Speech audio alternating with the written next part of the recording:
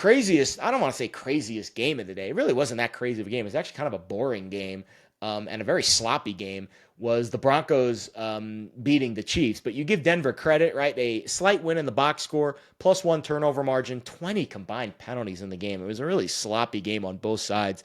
5 sacks. The teams combined 2 for 9 in the red zone. Again, not a sexy game in Denver, which is a really tough place to play. But you give the Broncos credit. They won. They're now 9-2 on the year. The Denver Broncos are just a runaway freight train in the AFC West. They are a $3 favorite to win the division right now. The Chiefs are sitting at 5-1. I mean, I want to fade Denver so bad because of how they're winning. Wins matter in the NFL. I mean, I've been very stubborn with my Chiefs opinion this year that I think they're the best team, and I think come playoff time, it's not going to matter what the record is and what this is and what that is. But at some point, you've got to respect teams like Denver and teams like Indy for winning games.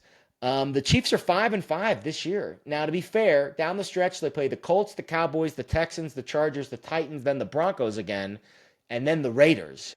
So they're going to be favored in likely every game this year down the stretch.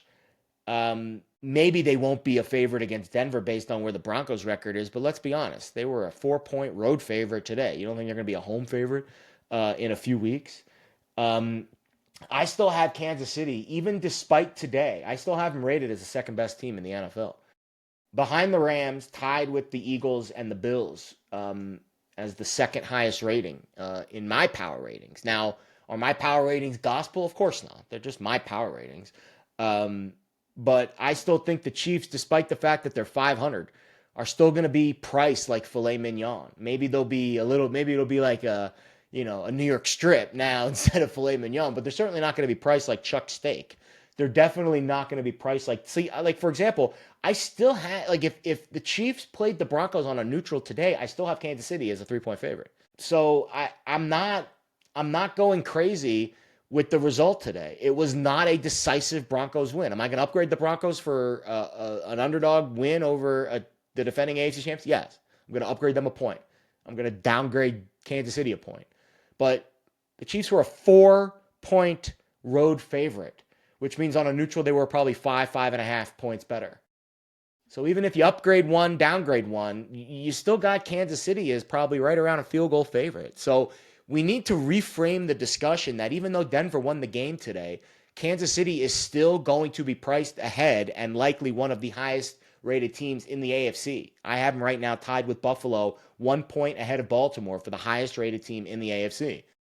If Kansas City and Denver played a rematch tomorrow on a neutral field, it would be the Chiefs -3.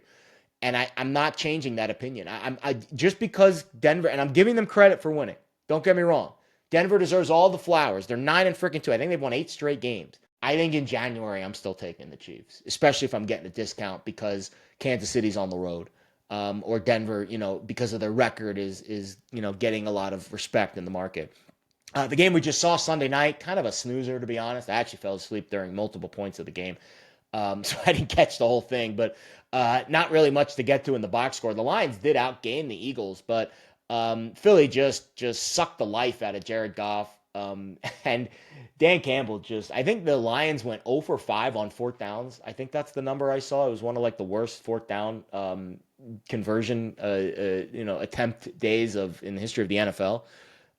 But you give the Eagles credit for winning. I've got them as the second highest rated team in the NFC behind the Rams. And listen, you don't love the offense. Obviously, they only went 1 for 3 in the red zone and committed 9 penalties, and it was a 38% success rate with a sub 4 yards per play. It was not a sexy game at all for Philly, but you got to give them credit for winning these games.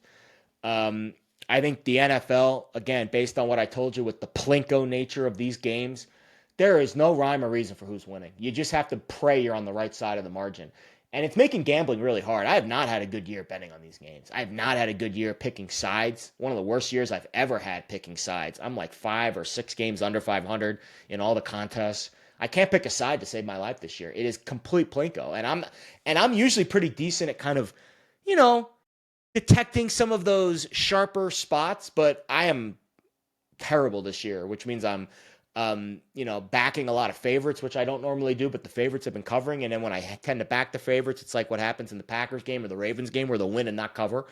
I think it's just a really tough year to bet sides in the NFL.